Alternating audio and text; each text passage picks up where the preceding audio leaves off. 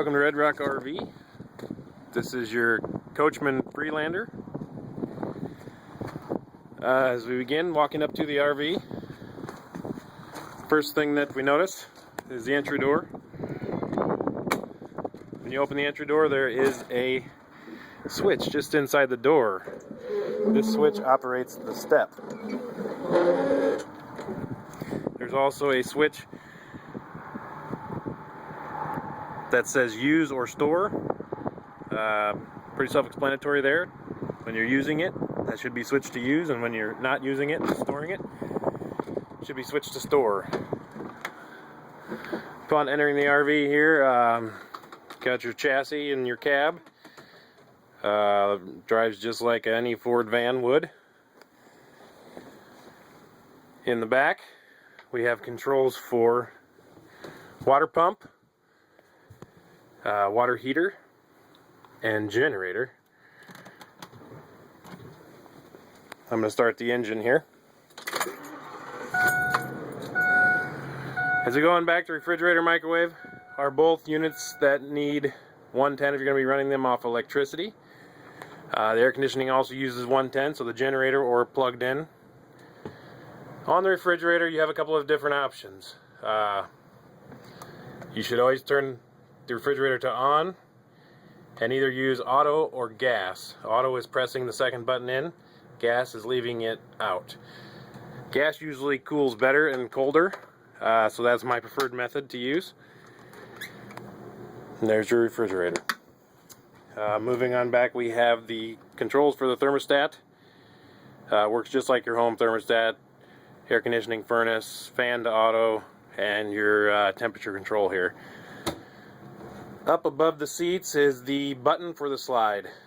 The slide will operate only when you are plugged in or the battery power is on, and it will not operate when the engine is running, and that's a safety consideration. So if you're having a problem with the slide not going out, the first thing to check is the engine running. Underneath the table there is a little button that can sometimes get kicked.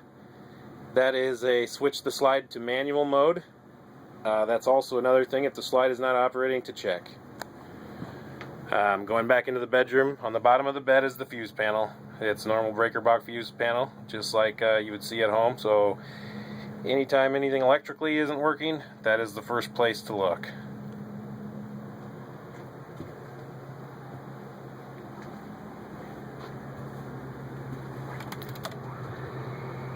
Starting the generator. Generator is fired up. Lights come on. Water heater's on. Water pump is on. Water is running.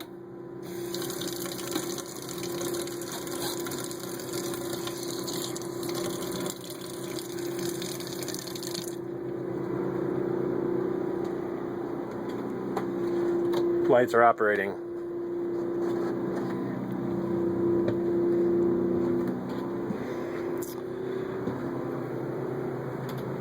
Go ahead and turn the generator off.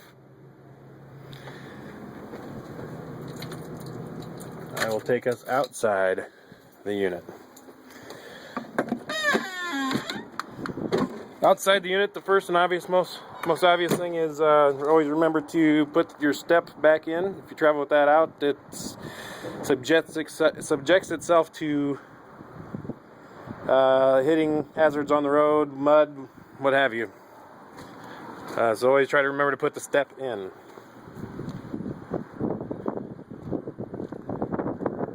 On the rear driver's side are our hookups. We have a city water connection, and we have a power cord. Simply pull the power cord out, plug it in. There's an adapter for your home 110, otherwise there's a normal campground plug.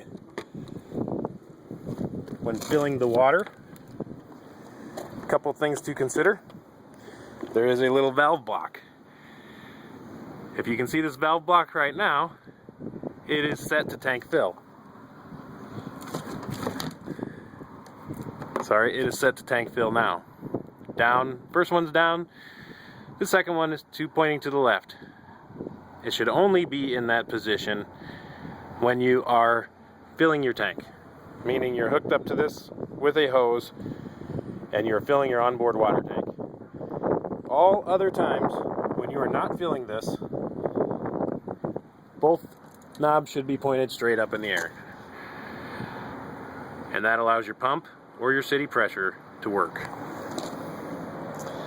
In this basket is a sewer hose.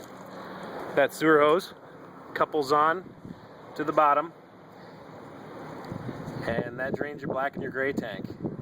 Your black tank is the larger one on the left. You'd pull that one first, followed by the knob on the right.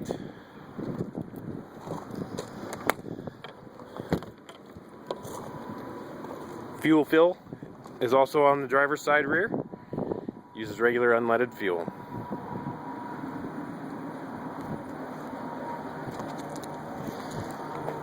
And that is our Coachman Freelander.